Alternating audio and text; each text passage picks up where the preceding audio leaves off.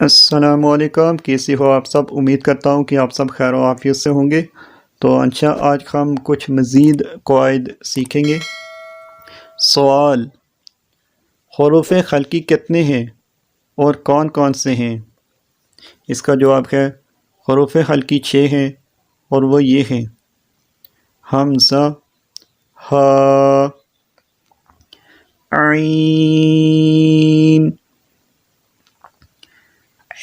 حا، غین، ہا۔ سوال: اخفاء کا قاعدہ سنائیں۔ اس کا جواب ہے نون ساکن اور تنوین کے بعد حروف اخفاء میں سے کوئی حرف آ جائے تو اخفاء ہوگا، یعنی نون ساکن اور تنوین میں غنہ کر کے پڑھیں گے۔